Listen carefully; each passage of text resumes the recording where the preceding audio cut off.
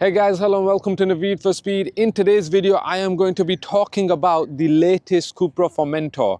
Now, I've already made a video where I talk about the exterior, the interior of this car, and I take it out for a drive. And if you want to watch that video, the more extensive review of this car, then click this button over here and go watch that video. And then you can always come back to watch this video, because in this video, I am just going to be talking about the car. I'll be showing you some of its features. I'm going to be showing you some of its best features, and I'm going to be showing you some of its worst features. I'm going to be showing you some of the stuff that I like about the car and some of the things that I'm not too fond of. Now, in general, I actually do like the Cupra Formentor. I think it's a really stunning looking car, and I think the Cupra brand is really on point with its thinking, with its attitude, with its rebellious nature, this sharp, angular theme that it's got going on. And of course, it stays true to its Spanish heritage. You know, they've got all sorts going on. They are involved with the paddle championships as well. So it's an exciting brand, but the Cupra Formentor as a car itself is pretty cool, but it's also quite popular. There's a reason why this car has sold pretty well, and underneath it has the Volkswagen platform. It comes on the MQB platform. But I'll start with one of the features that I do quite like, and that is the looks. I think it looks incredible. It has this sort of front shark nose grill, shark nose bonnet at the front with that Cupra logo in bronze. There's a contrast between the bronze and the paintwork of this car.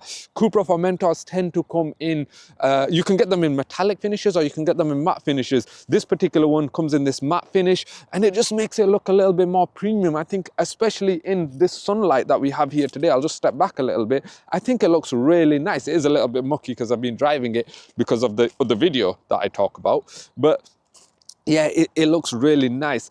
And this particular paintwork is called Century Bronze Matte. It's an optional extra that costs £2,000, but it looks great. You'll also notice that Cupras come with a more triangular design features, like you can see in these headlights over here. I think that, again, it looks really good. And of course, the triangle is the strongest shape in structural mechanics, and that's the reason why Cupra have used it. And of course, it has the sharp edges, which adds to Cupra's thinking, Cupra's attitude, and Cupra's basically way of designing their cars.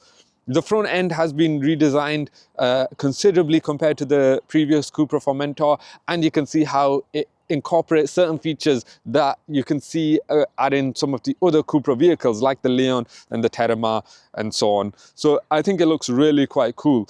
The side of the car, you can see these sharp lines. They're sharp, but they're soft, if you know what I mean. They are quite strong in the way that they are, but they're still quite soft and nice and flowing. Rear haunches of a Cupra Formentor, because they seem quite muscular, it gives the car more power, and I do like the way that this car looks. Of course, it's compared to it's based off the Cupra Ateca, but it sits lower, it's longer, and it has that coupe-ish style at the back, so sloping roof line, and so that shows that the back of the car, it has these rear haunches which signify that this car has some power. Of course, it has that sporty appeal, and then at the back you've got the coast-to-coast light, which I think looks really nice with the illuminated Cupra logo, the Cupra badge. Of course, that's also the case in some of the other Cupra vehicles now as well, like the Tavascan and the Terramar. You see that throughout the Cupra range, and I think that looks really quite cool. At the bottom, you've got that rear diffuser, you've got the twin tailpipes on either side, looks really quite cool. Cupra lettering at the back with the VZ in there. This is obviously a VZ spec. If you do watch that other video, I do talk about all the specs, I talk about all the powertrains.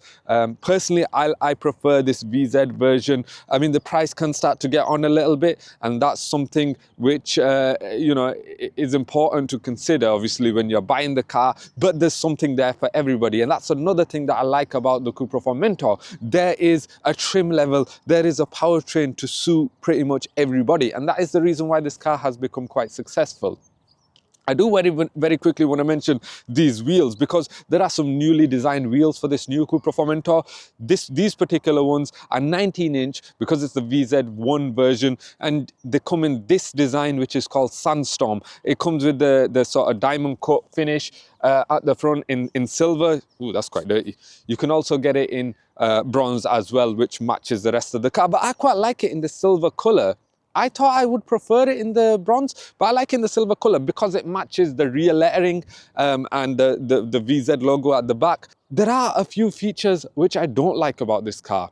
One of the features that I don't like about the car are the flappy paddles inside. So the flappy paddles are, I mean, you won't necessarily be using them every day, or you won't necessarily be using them often, but you have to put your hands behind the steering wheel a little bit further to actually reach them. And I think that's a little bit awkward. I would have liked them to have extended out a little bit more. I also want to mention the feature that I don't like, which are these wing mirrors. So the wing mirrors are actually, they look really quite cool. You can see here they've got the gloss black housing. They are a really exciting shape, but they're not the biggest. So you are sometimes going to have to move around to see behind you, to see your blind spot. I mean, this car does have blind spot monitoring anyway, so that's convenient, but those mirrors can be a little bit of an issue. But talking about blind spot monitoring, I want to mention a feature which I do like, which is the wraparound lighting that you get inside the cabin. That wraparound lighting can warn you when you're moving lanes. If there's something in your blind spot, it can warn you if you're trying to get out your car and something's going to come past and take your door off. And the front part of the wraparound lighting can warn you when you're about to hit another car, for example. And the car can automatically brake as well for you. So there's safety features there. Now, that wraparound lighting is more dynamic in cars like the Tavascan. If you haven't seen my video on the Cupra Tavascan, then click this button over here. But in that, I talk about this immersive wraparound lighting that car has, which can be used with the satellite navigation. So when it's asking you to make a turn, it will dynamically show you that this is where you need to take the turn. So that feature, which has been developed from cars like this to now where it has come to in the Cupra Tavascan, I really quite like that. One of the features which I do actually like now is the infotainment system. It is an improvement over the previous one. It's more responsive. It's a pretty large screen. I'm not too fond of it being a large screen, and I'm not too fond of it having the climate controls as touchscreen, as a shortcut at the bottom. But the part that I don't like the most is the touch-sensitive slider buttons at the bottom. They can be really fiddly. Loads of feedback from the media, from customers, they don't particularly like that, but Cupra has stuck with them. And I suppose you can maybe get used to them, I hope, if you're going to buy this car. In the grand scheme of things, it's a small price to pay for a car that is this good. One thing I do like is the steering wheel has physical buttons, not those haptic feedback touch-sensitive pads that you get in some Volkswagen vehicles, like I saw in the Volkswagen Golf R, the Mach 8.5. Aside from that, I think everything else in the car looks the part. There's bronze stitching, there's a mixture of materials. I think it looks really good. Now, if you are buying this car, then you're going to want to know what the rear seats are like. So the rear seats, the rear passengers, if you are going to put passengers in there, you will probably only get 2 adults. A third adult will really struggle to get in there, but you can have children in the back. The rear windowsill is quite high, but generally when you're sat in this car, whether you're sat in the back or you're sat in the front, the car seems like it's quite high around you. You sat quite low. You can adjust the seats depending on which version of the car you get. It's electronically adjustable or manually adjustable. You can adjust the seats to get a little bit higher, but ultimately you are still sat quite low. And that's actually something that I quite like about this car, because even though it's an SUV, it has this sort of low down, hunkered down style where it's sort of low down and it's sort of wide. It's got this sort of wide track thing going on. It's only 1.5 meters tall. And so it's not necessarily the case that you're going to get a high ride height. You're going to get a more dynamic driving feeling.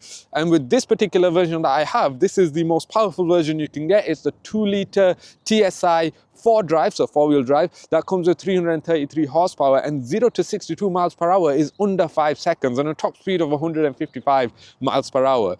Fuel economy is quoted at 30 to 32 miles per gallon combined. So you're not going to get the best fuel economy, but you've got the performance there. If you do want better fuel economy, you can go for one of the mild hybrids or plug-in hybrid versions of this car. Even just a 1.5 litre TSI will give you fuel economy in the 40 miles per gallon, or in the 40s. So yeah, I mean, but the power, the delivery of the power is pretty good. The car has so much grip, which is really good. I've never struggled for grip in this car. Of course, it's the four-wheel drive version, and just the way that it sets off, even when you're not putting a lot of power into it, even when you're not putting your foot down hard when you're accelerating, it just likes to just set off. And sometimes it does catch you a little bit off guard, and then you do have to brake a little bit more, but it's just ready to go. And obviously when you use the different drive modes, when you put into the performance mode and into the Cupra mode, it just starts to rev that little bit more. Even in your ordinary driving mode, it does like to rev out a little bit, which is fair enough. I mean, it's not the best for fuel economy, but in terms of performance, in terms of keeping in that power band, it's great. But also when it comes to the ride comfort, you are going to feel a little bit more bumps in the road. You are going to feel like it's a little bit firm, it's a little bit stiff. It's perfectly acceptable for everyday use, but it just shows that this car is more dynamic. And then when you take it out on the country road where it's a bit more bendy and there's more turns, you are going to enjoy it a little bit more. So ultimately, what you have here is a beautiful looking car. I think it's absolutely stunning. You have a good value depending on which spec you go for and which powertrain you go for. You have something there for everybody, so it can suit your needs. And you have something that drives a bit more sporty, a bit more dynamically. And of course, it's got practicality with the boot space as well. 450 litres of boot space, 420 litres if you go for a four-wheel drive version, and 345 litres if you go for the plug-in hybrid. So there is some practicality there as well. Ultimately, it's a very desirable car. And I know many people that have said they want a Cupra Formentor and they might get one for the next car. And if that's what you're thinking about, then I think you should certainly go out and check them out, see what the different powertrains feel like, because there's lots to choose from. But I think ultimately, if you are going for a Cupra Formentor, I don't think you will regret it. Anyway, thank you very much for watching. I hope you enjoyed this video. I hope to see you in my next video. Thank you very much and take care.